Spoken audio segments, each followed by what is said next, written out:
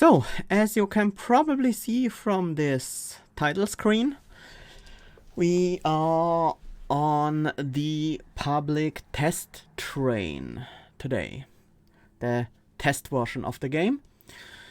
For the new update Herzals Workshop, which introduces a couple of changes, but there is one that really stands out, and it's mod support.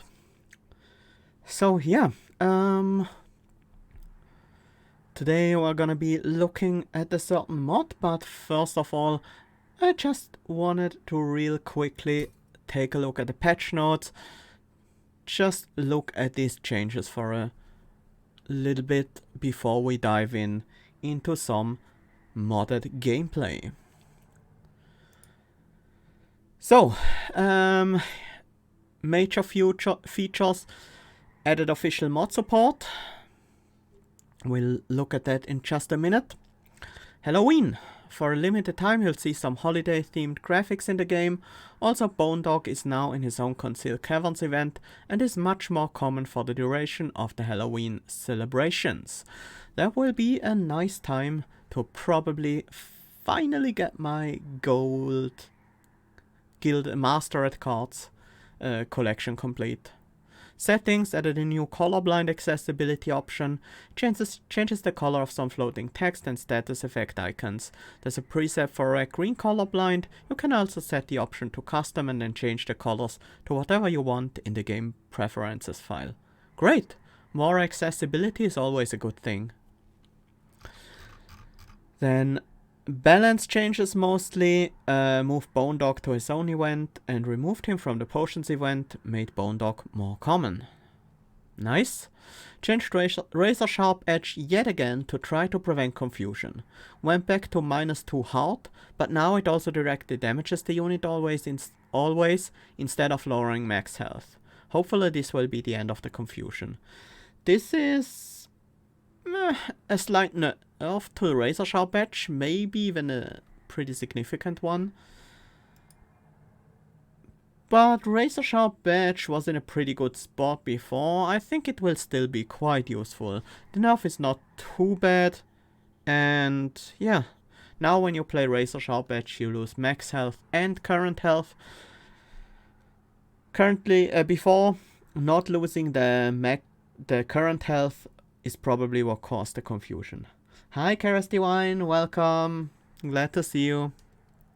Emberstone can now be applied to X-Cost cards.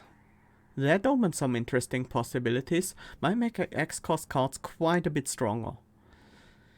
Using a reform card when there is only one possible target in your consume pile will skip the deck screen and immediately reform that unit. Makes sense. That's just a quality of life improvement. Increased Gorge stat gain for Penumbra's Glutton Path. Interesting.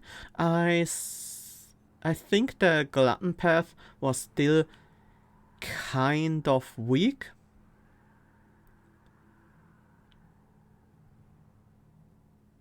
But we'll have to take a look at the new stats to evaluate this.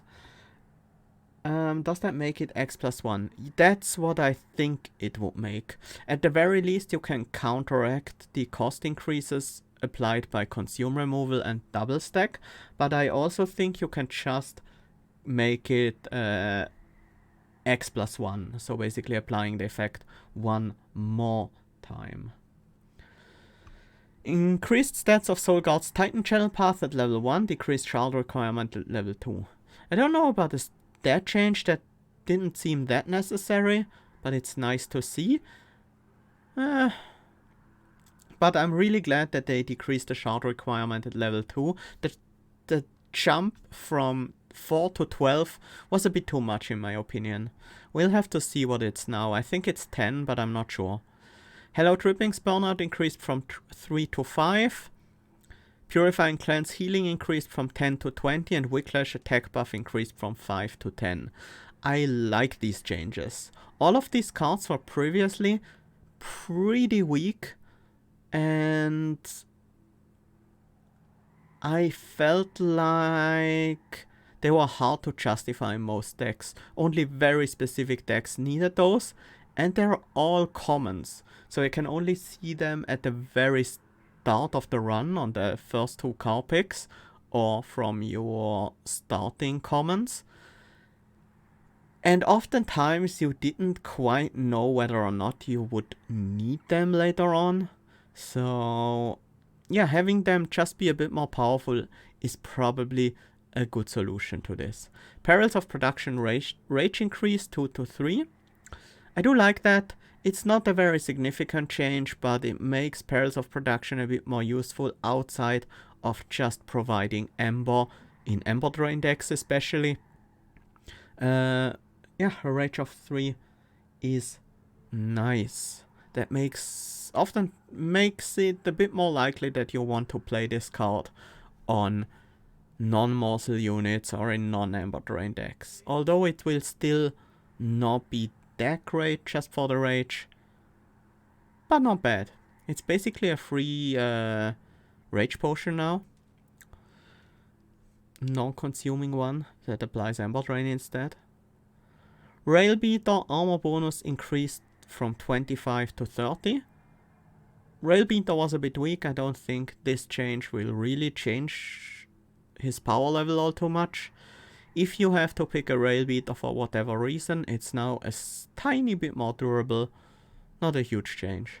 Mollusc Mage stats changed to 5-3 with plus 8 magic power from previously 7-1 with 7 magic power. Slight buff to Mollusc Mage, makes it slightly more durable, although it will still not survive against spikes or sweep or anything, so the health change doesn't really matter. The extra magic power is nice. Cuddlehack's stats changed to 5-3. I like that they are both the same size now. They kind of feel like they should be the same size after all.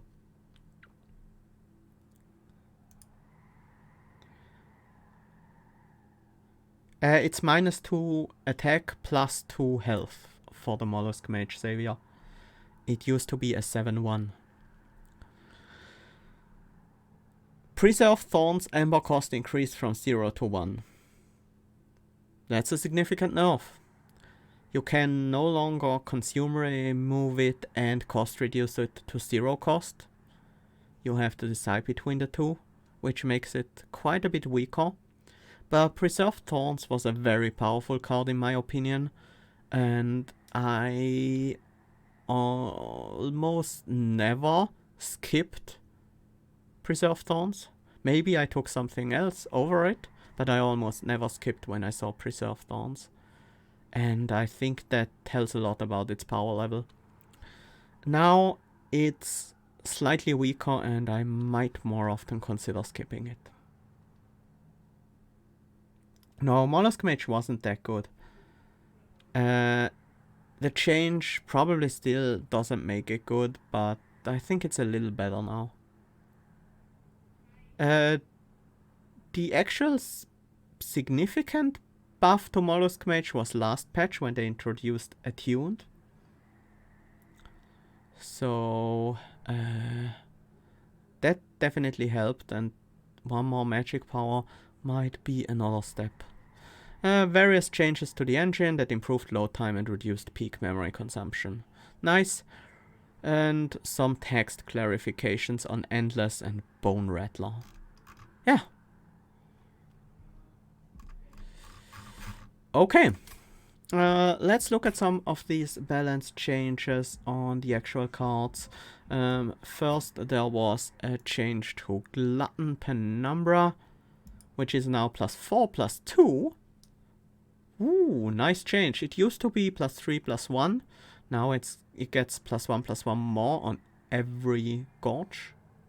Quite significant. This used to be +7/+2. So it's now +9/+4. And this used to be +15/+3. +12/+3. Oh no, this was probably +10. No, I think it was +7, +2. Anyways, these numbers have all gone up by a little bit. Pretty decent buff to Gorge Penumbra. Maybe he's a little bit better now.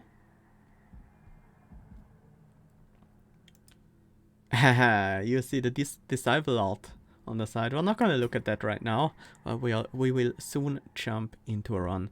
There was one more change. Oh yeah, right. The Soul Guard Titan channel. Oh? Oh, I can't look at the other Titan channel versions. They, for some reason, seem to have been removed here.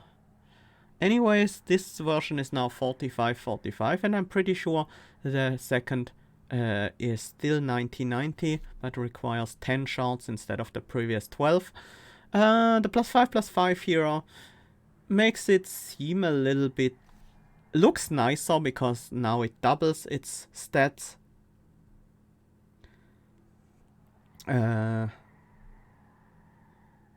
Doubles its stats on the first upgrade. And shards going from 4 to 10 to 15 is a slightly nicer scaling than 4, 12, 15. Well, here is the new mod settings menu. Mod loader is required for all other mods. That's basically the base mod of this game. Trainworks mod tools is, as far as I know, I think kind of a library for other mods to use. And here we have the Arcadian clan. The new modded clan made by Chronometrics. Shout out to Chronometrics. Yeah,